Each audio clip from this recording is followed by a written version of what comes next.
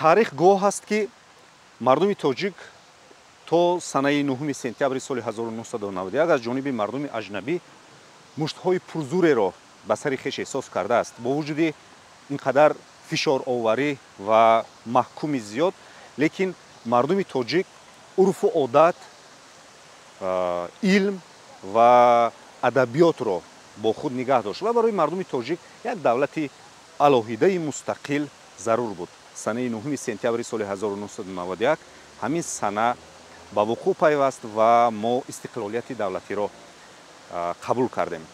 ҳамчун як давлати алоҳида ба ҷаҳониён муаррифӣ шудем. инак мо солиёни зиёдеро тай намудем ва ба дастовардҳои хеле зиёд ноил гаштем. имрӯз мо дар барномаи фурсати гап перомони саҳми васоити ахбори омма дар тарғиби ормонҳои миллӣ ва аз ҷумла арзишҳои истиқлоли давлатӣ бо яке аз ҷомеъшиносон ва журналистони маъруфи ҳавзаи суғд ва Тоҷикистон Неъматулло Мирсаидов суҳбат мекунем. шумо барномаи моро пайгирӣ кунед. ассалому алайкум устоди азиз, шумо назме, шумо дурустме, ҳавлтон назме, сиҳат саломат, коротон назме, истиқлолиятон муборак бошад. ҳамин вай мехостем ки ҳамин атрофи мавзӯи истиқлолияти давлатӣ ба дусе масъалаҳои бисёр муҳимаш вақти суҳбат кунем. کوچه خیابان‌های شهر ما به قدم می‌زنم راستی گپ به هر حال شکر میکنم. نه البته این وای همین یکی از اساسی پایه گویم وای همین آرامی دیگه پایه حیاتی خوشبختانه گویم اگر آرامی همین آرامی باشد همش میشه.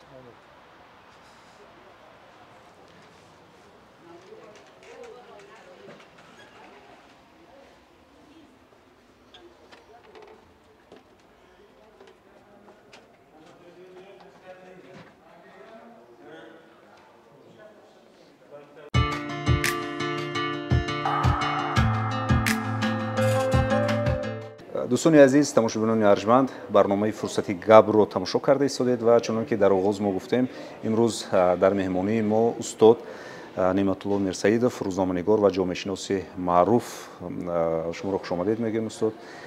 имрӯз мо вобаста ба истиқлолияти давлатӣ мехоҳем ки бо шумо як суҳбати вижаеро анҷом диҳем ва нахуст устод суол ҳамин аст ки мо дар даврони шӯравӣ пас аз вилояти муқтор ва бо кӯшишу талошҳои хеле аз равшанфикрони тоҷик аз ҷумла абдуқодир муҳиддинов,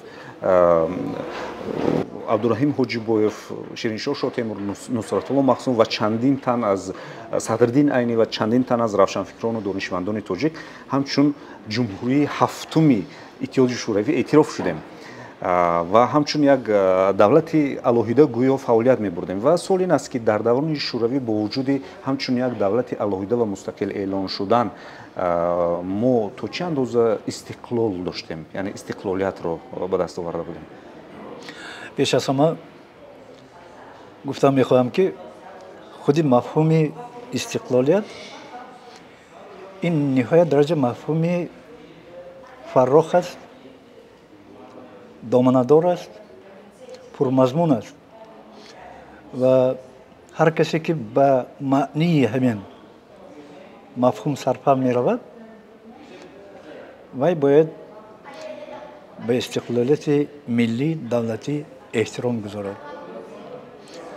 ягон иде мана ҳозир мо 32-мин солгарди истиқлолияти давлатии миллиро қайд карда истодем. ягон иде чунин арзиши бузург надорад. воқеан хеле бо шукӯҳу шомат таҷлил мешавад ҳар сол. албатта мо эҳтиром мегузорем, зеро ҳозир шумо ишора кардед ба давлатдории мо дар доираи иттиҳоди шӯравӣ. албатта мо давлат доштем, давлатдорӣ ҳам буд, вале мо соҳиб ихтиёр набудем. мисоли ҳамин мисоли равшанаш ин ҳамон ки аз Москав роҳбари кишвар таъин мешуд, роҳбари баъзе вазорату идораҳо дар соҳаи амният, дар соҳаи алоқа, дар соҳаи коммуникатсия аз боло ба мо мегуфтанд ки кӣ шуданаш дар кор кӣ ни, то онҳо агар тасдиқ накунанд, агар ба роҳбар тасдиқ намешуд, ки инам маънои онро дошт ки идораи давлат аз Москав буд, аз марказ буд. сарҳаде ки Тоҷикистон бо фарз кардем дигар кишварҳо дошт, вай сарҳади давлатии иттиҳоди шӯравӣ ба ҳисоб мерафт. мо на гумрук доштему, на артиши миллӣ доштему, на дигар чӣ надоштем. яъне бо шарофати истиқлолияти миллӣ мо ихтиёри давлатдорӣ, идора кардани давлати худамонро ба ихтиёри худамон гирифтем. яъне имрӯз ҳаққу ҳуқуқ дорем. аз нигоҳи сиёсӣ мо имрӯз аз ҳеҷ кас вобаста нестем. яъне мо озод ҳастем, мо соҳиб истиқлол ҳастем, мо соҳиб ихтиёр ҳастем.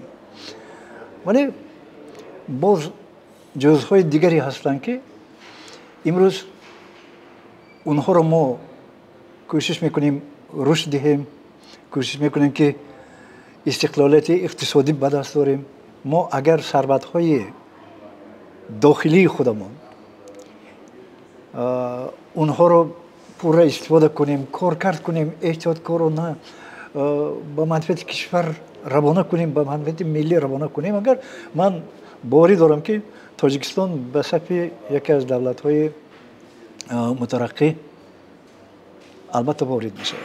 ва беҳуда нест ки воқеан дар аксар суҳбатҳо, мулоқотҳо президенти кишвар муҳтарам ҷаноби олӣ Эмомалӣ Раҳмон низ таъкид мекунанд ки бояд мо ҳамон захираҳои будаи хешро оқилона дар доираи имкониятҳо истифода барем ва ба яке аз кишварҳои мутараққӣ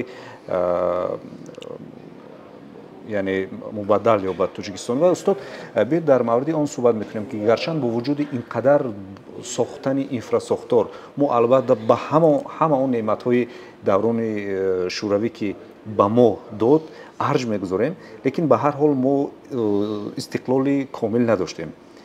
хуб биёед дар мавриди он суҳбат мекунем ки шумо дар замони истиқлолият ба даст овардан шумо аллакай дар давраи камолот қарор доштед, шумо ҳама чизро хуб дар ёдатон доред.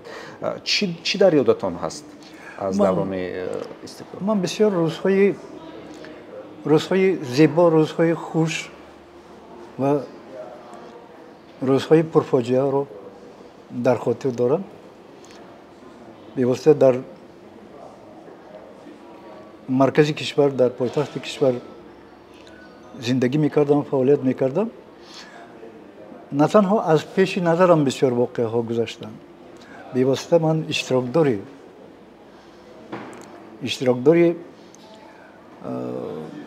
воқеаҳои сиёсӣ, рӯйдодҳои дохили кишвар будам.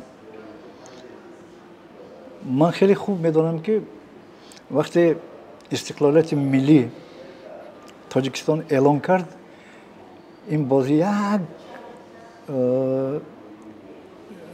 гӯем хурсандии зиёд истиқбол шуд. албатта ҷонибдорони иттиҳоди шӯравӣ бисёр буданд. ҳатто дар рафти райпурсие ки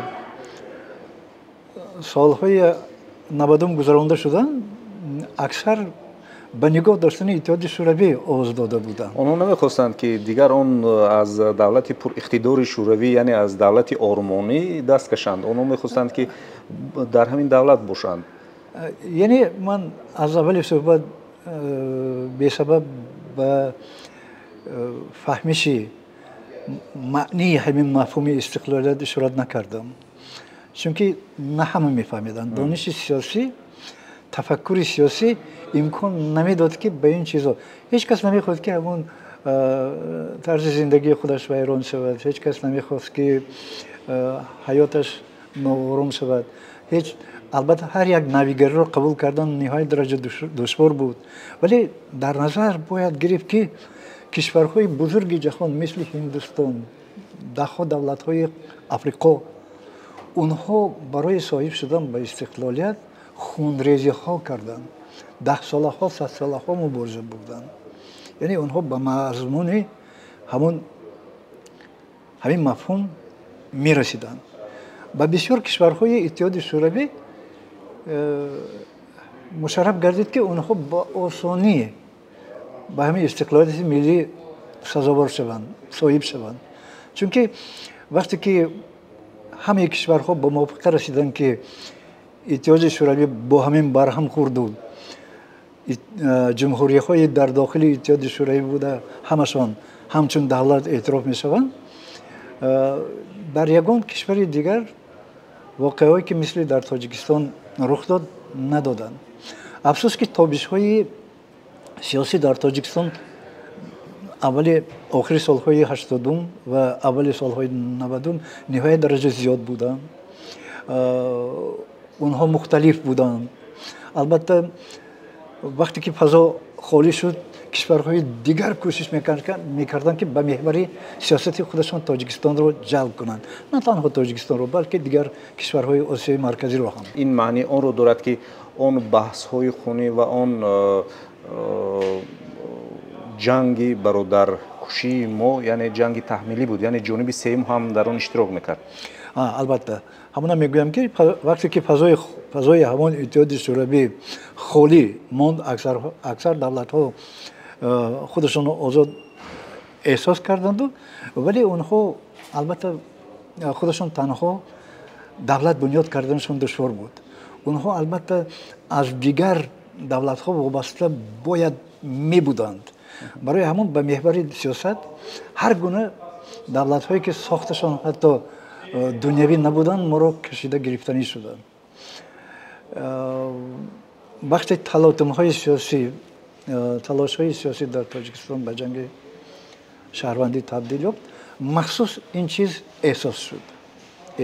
بسیار کشورها بودند. همون دوره بسیار سیاستمداران تاجیکستان از بس که نامشان داغدار شدگی بود به عرصه سیاست مردم میخواستند که چهره‌های نو برآیند و یکی از چهره‌های نو یعنی امالی رحمان بودند که اون کس رو مردم قبول کرد. مردم از سخن‌های اولی اونها در دلش آرزوی امید نو پیدا شد. اونها مردم باور کرد. یعنی همین در شخصیت امالی رحمان ما حاضر میگیم که من تاجیکستان اگر 32 سال به واسطه در راه استقلالیت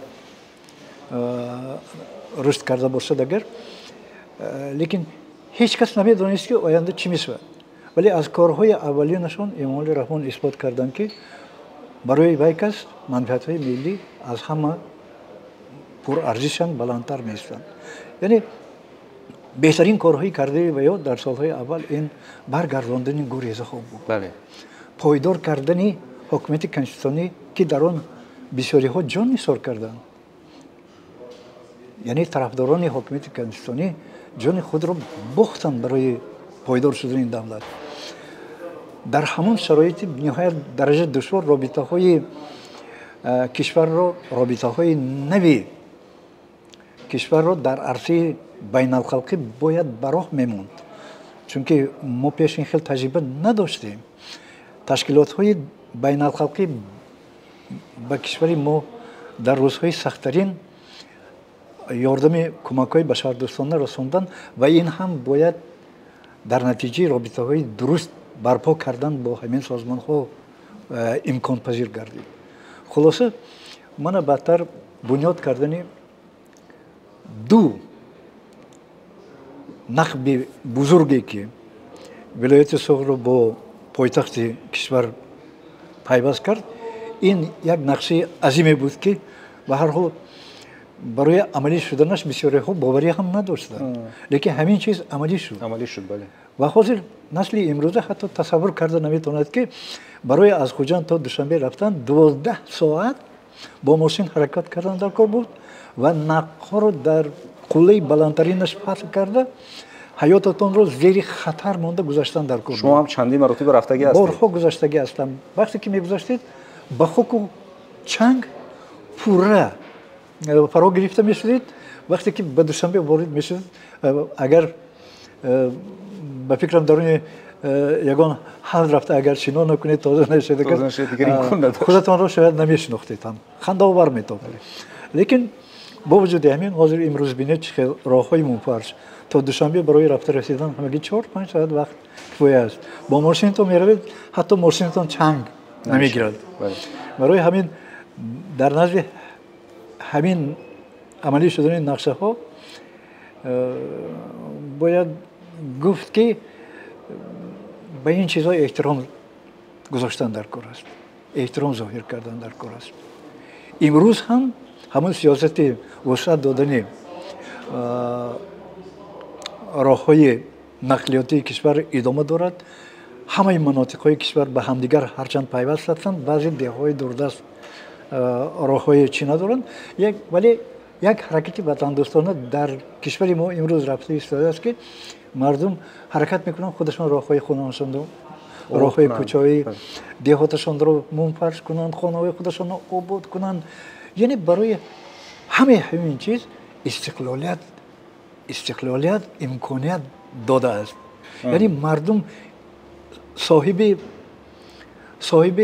ҳаққу ҳуқуқ гаштаанд онҳо метавонанд хонаи худашонро агар бо меҳнати ҳалоли худашон агар созанд ҳар чӣ қадар хона созанд агар ҳеҷ кас бо онҳо кордор намешавад ҳеҷ кас монеа эҷод намекунад яъне дар деҳот бошадам сокинони як деҳ бо ҳамдигар маслиҳат мекунанд роҳи худашон гирифта обод мекунанд давраи шӯравӣ ҳатто тасаввур кардан душвор буд ки мардум худашон пул партофта роҳи деҳҳои худашонро чӣ кунанд мунфарш кардан ин иҷозат ҳам намешуду чунин имконият ҳам набуд имрӯз имконият пайдо кардан як маоше мо албатта мегӯем вақте ки давраи шӯравӣ мегӯем ки маош мегирифтем ҳама бо кор таъмин будем лекин хонаи дари обод надоштем имрӯз ҳар як хона бинед агар қариб ки 2-3 ҳатто мошин дорад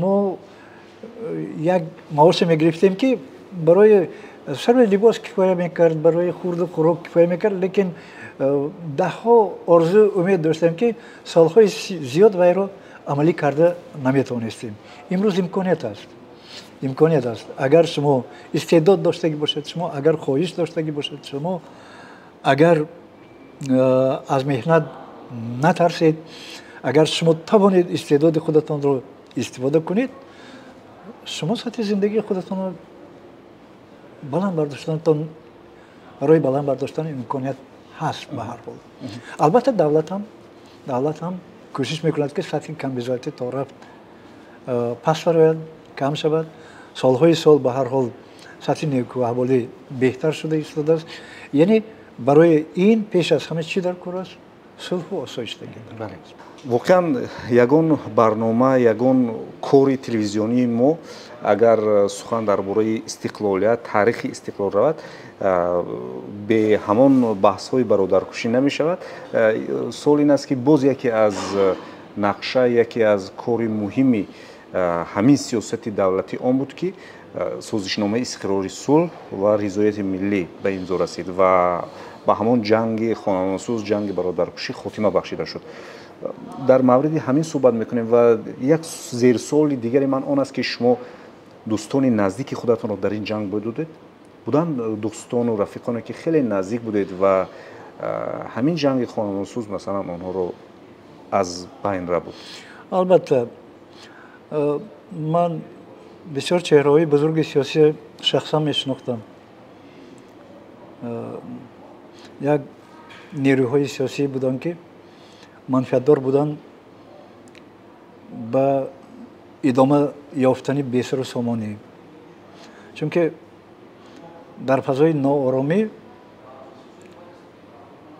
дуздидан тороҷ кардани молу мулк барои баъзе гурӯҳҳо хеле қулай буд онҳо манфиатдори он буданд ки ҳамин бесару сомонӣ дар кишвар идома ёбад албатта кишварҳои дигаре буданд ки баъзе нерӯҳои сиёсиро маблағгузориам мекарданд ман на танҳо бо минҳоҷ ғуломов бо устод осимӣ устод исоқӣ шинос будам дар худи соҳаи журналистика якчанд нафар чеҳраҳои ниҳоят дараҷа чеҳраҳои маъруф буданд ки онҳо ҳам дар рафти ҷанги шаҳрвандӣ ҷон нисор карданд. яъне касе тасодуфӣ ба касе суиқасд карданд, касе ба гурӯҳҳои сиёсӣ ҳамроҳ шуд. ҳаёти мо ҳам зери хавф қарор дошт. вале аз рӯзҳои аввали ҳаракати пойдоркунии ҳокимияти конститутсионӣ ман дар паҳлӯи президенти имрӯзии кишвар эмомалӣ раҳмон будам. медонистам ки аз кӯчаҳои пойтахт ман ҳамон давраи шадиди соли 92 озодона гаштанам ниҳоят дараҷа хатарнок буд, вале мавқеи устувори сиёсии ман аз ҷониби ҳамаи қувваҳои сиёсӣ эътироф мешуданд, касе барои ман осебе нарасонд. дар ҳамон талотуми сиёсӣ, яъне мавқеи худатонро интихоб карданатон хеле муҳим буд, мавқеи дуруст. ман пеш аз ҳама аз назари журналист, аз назари намояндаи васоити ахбор мегӯям ки намояндаи васоити ахбор ҳаққу ҳуқуқ надошт ки ба қувваҳои сиёсӣ ҳамроҳ шавад. бояд беҳизб мешуд. яъне вақте ки мо дар бораи фаъолияти худам аз рӯи ҳамон одоби журналистӣ сухан мерасонем, мегӯем ки мо набояд ғаразнок бошем, мо ҳамеша бояд беғараз бошем, мо бетараф бошем, мо бояд чӣ. вале ин маънои онро надорад ки мо дар канор бошем.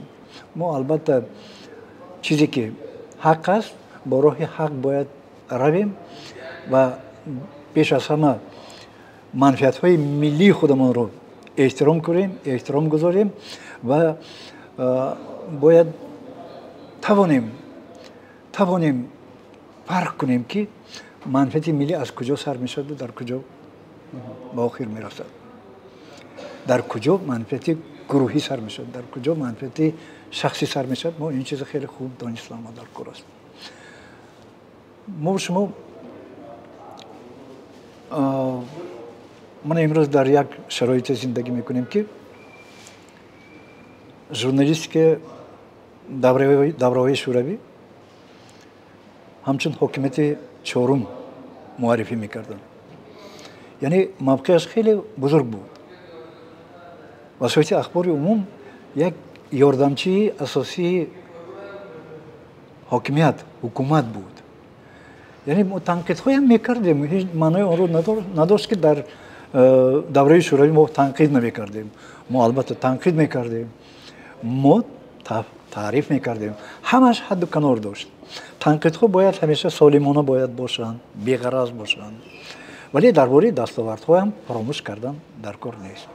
имрӯз дар фазои иттилоотии кишвари мо ба ҷои давраи шӯравӣ якун тасаввур кунед ки як телевизион буд, як радио буд, 3-4 рӯзнома буд ва ҳамаш давлатӣ буд. имрӯз давлати соҳиби истиқлол имконият додааст ки васоити ахбори умум ҳам озодона рушд кунад. ғайри расонаҳои ҳукуматӣ боз расонаҳои ғайри давлатӣ амал мекунанд ки онҳо ихтиёри пурра дар даст доранд.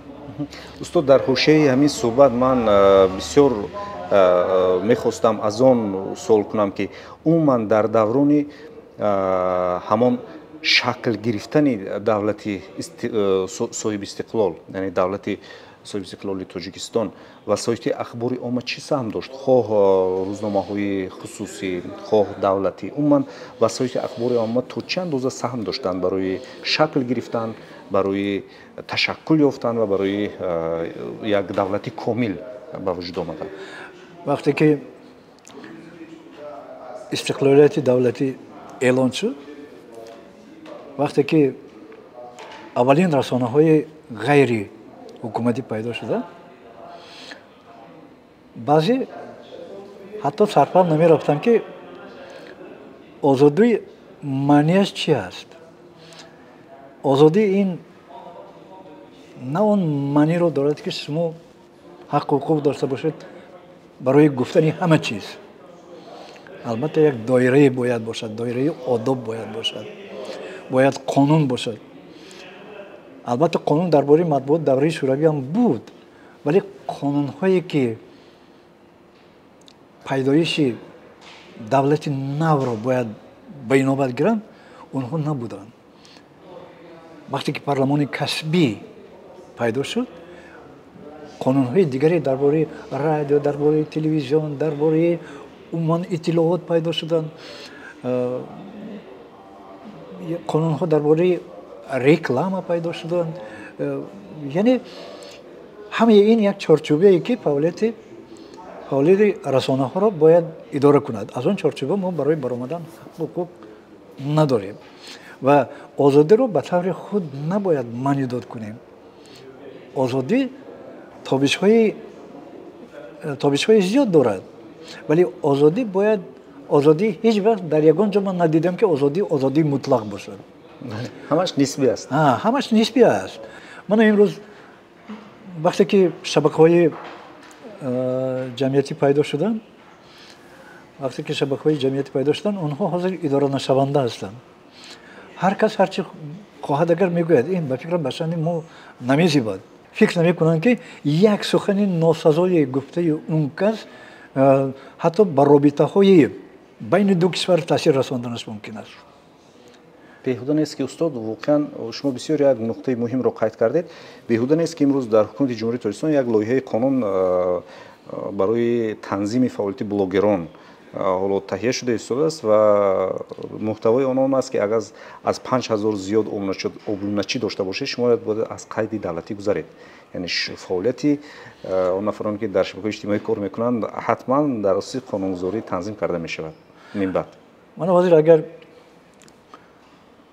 با روسیه نظر اندازی دگر بسیار هم بلاگرای تفتیش کرده ایستادن که اونها میلیون پول کار کردگی هستند و این مبلغ رو حتی اندازش رو نسپردند. برای همون اگر وقتی که قانون نباشد، وقتی که اداره نشود، اگر این یعنی چی می شود؟ یک خاص خودگی. نه. خب استاد، چون اینجا سخن درباره شبکه‌های اجتماعی رفت، الحال ما از آن شکرگزاری میکنیم که در بحث بین دولت قرقیزستان و تاجیکستان الحال نیست. مقرر کردن مرز و سرحد تا حال ادامه دارد. گروه ها کار کرده ایستادند، لیکن سال قبل یک بحث شدید هم بین همین دو دولت با وجود آمد و من همچون ژورنالیست، ما همچون نفرانی که در همین ساحه کار میکنیم یک چیز را احساس کردیم که هویت ملی مردم نظر به سالهای قبلی بیشتر شده است. آنها بیشتر در شبکه‌های اجتماعی می-نوشتند، از آن میگفتند که ما میخواهیم در پهلوی مردم ضرر دیده باشیم. از آن قصه میکردند که حتی در پخش‌های آنلاینی میگفتند که کجا رویم اگر رهبریت دولت اجازه دهد ما در پهلوی نظامیان باشیم. یعنی همین گونه حرف‌ها هم بود. تو چه اندازه میتوان گفت که شبکه‌های اجتماعی وسایل اخبار عامه برای بالا بردن هویت ملی و وطنداری وطندوستی میتواند سهم گذاشته باشد؟ البته یگان چیز به تاثیر در زندگی نمیموند. همون محیطی که شما رو فرا میگیرد حتما به شما تاثیر میرساند.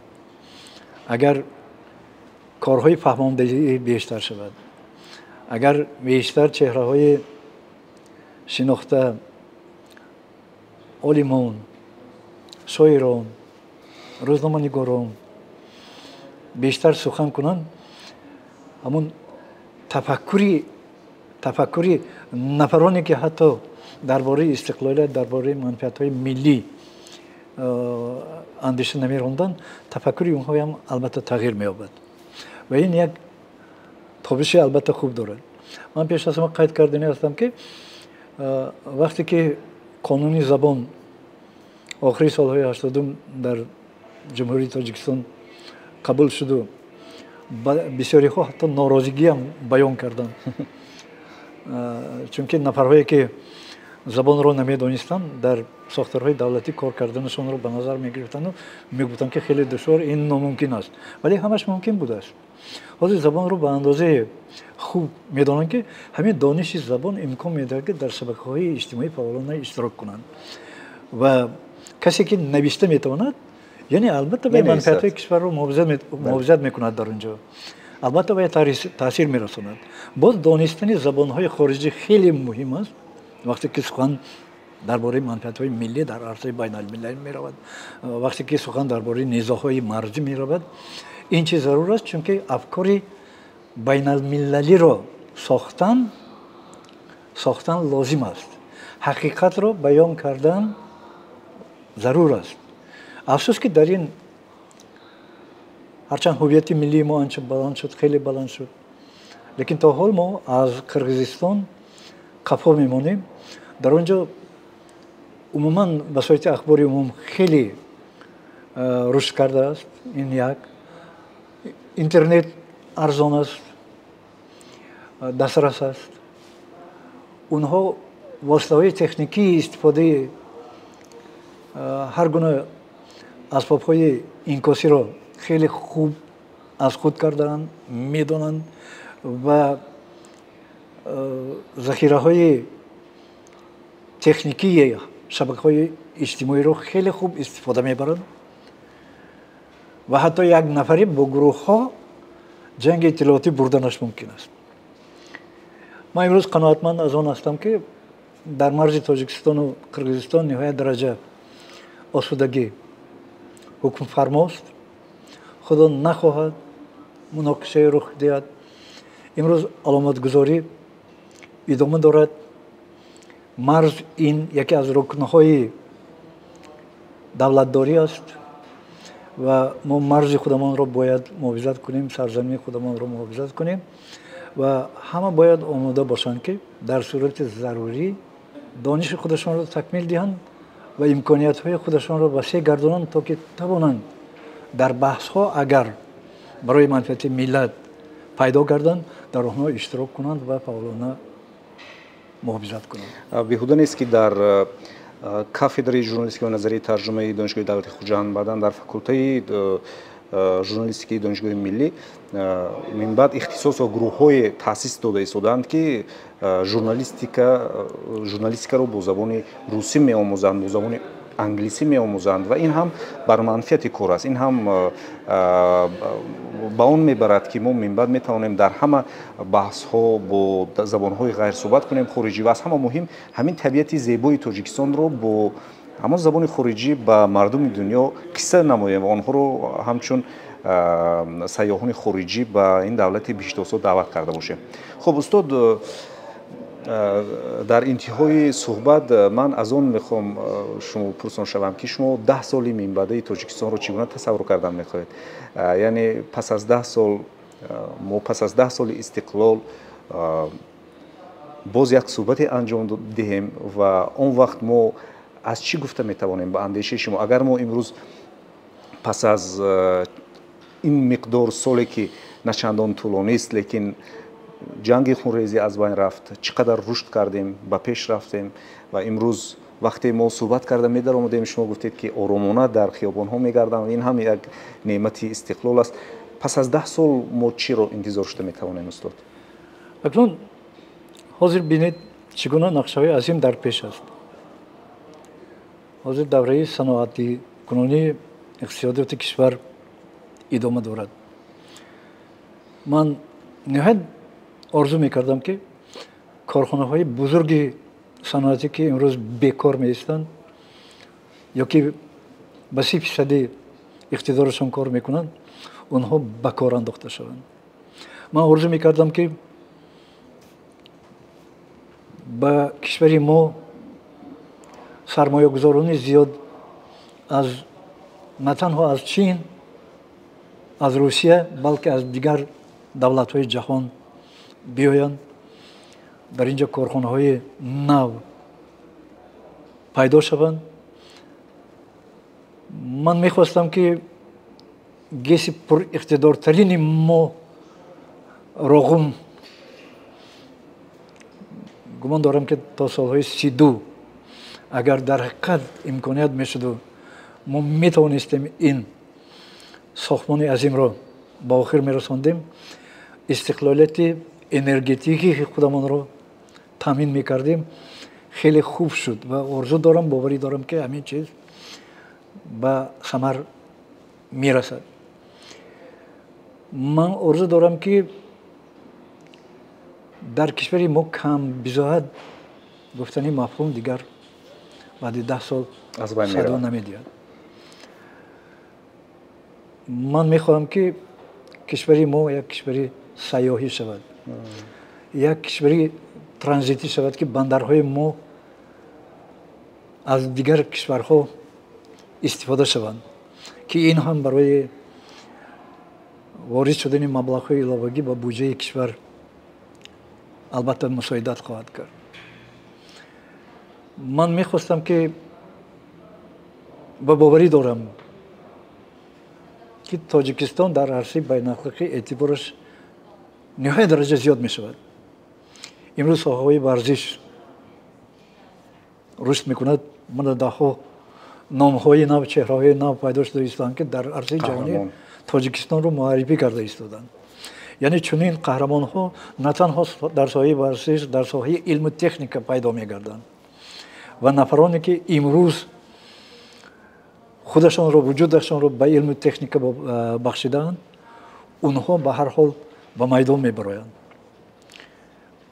من باوری دارم که همین است. من باوری دارم که علم طبی ما باز پیش می‌رود، چنانکه که در اتحاد شوروی چنانکه که شهرت جهانی داشت باز شهرت پیدا می‌کند.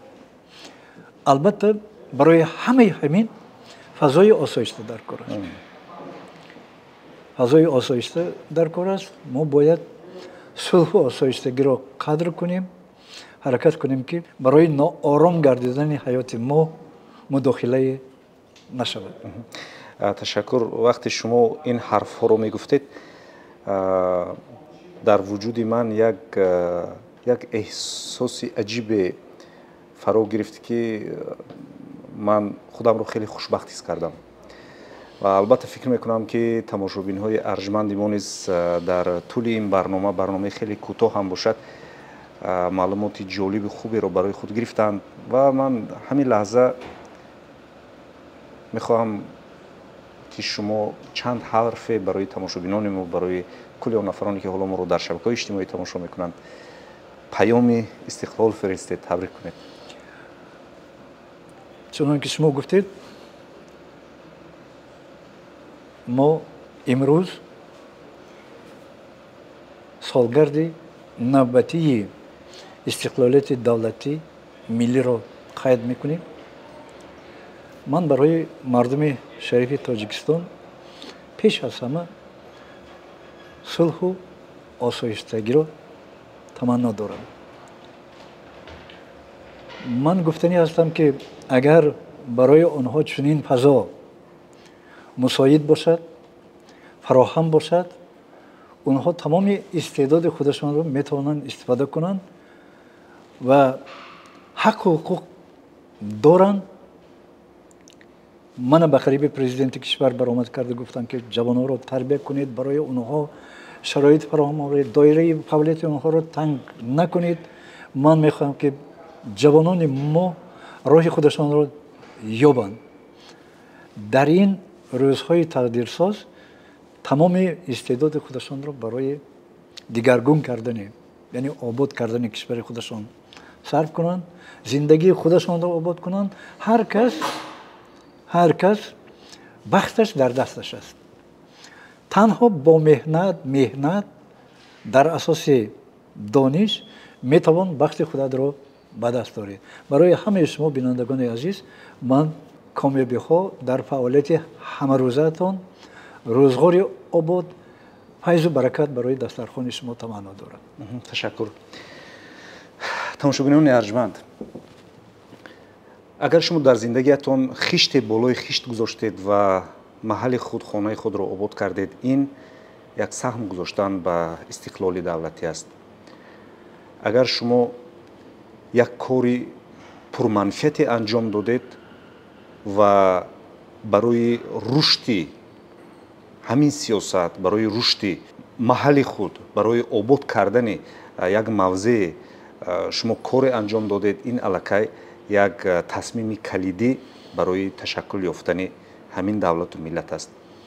агар шумо шераке аз худ кардед ва онро дар ҷои зарурӣ, дар вақти зарурӣ гуфтед, аллакай ин як зина пеш рафтан, як зина расидан ба ормонҳои миллист. агар шумо дар сатҳи ҷаҳонӣ бо ягон дастоварде ба ватан баргаштед, соҳиб шудед, ин аллакай саҳми арзанда барои рушду номӯи ҳамин давлату ҳамин миллат аст. мо давлату миллатҳои хеле зиёдро медонем ки бо вуҷуди солиёни дароз муборизаҳо истиқлолият надоранд, давлати мустақил надоранд ва мо бояд аз он ифтихор кунем ки имрӯз ҳамчун як давлати соҳибистиқлол дар арсаи байналмилалӣ муаррифӣ шудаем ва арзишҳои хеле зиёди маъданӣ, миллӣ ва илмиро соҳиб ҳастем ки метавонем бо он дар арсаи ҷаҳонӣ ҳамчун як миллати соҳибтамаддун ва ҳамчун як миллати пешрафта муаррифӣ шуда бошем. бароятон истиқлолияти давлатиро табрик мекунем ва дӯстони азиз бояд хотиррасон кунем ки ҳамсӯҳбати мо коршиноси масоили сиёсӣ ва ҷомеъшинос, журналисти маъруф устоди азиз арҷуванди мо Неъматулло Мирсаидов буданд. бароятон сипос мегӯем устод ва албатта умед мекунем ки ин суҳбати охирини мо нест ва албатта мо минбаъд метавонем дар дигар масъалаҳо боз суҳбатҳои ҷолиберо бо шумо доир намуда бошем. дӯстони азиз, барномаҳои телевизиони Танинро пайгирӣ кунед. мо бароятон беҳтарин барномаҳоро таҳия мекунем. бо мо бошед. хайр.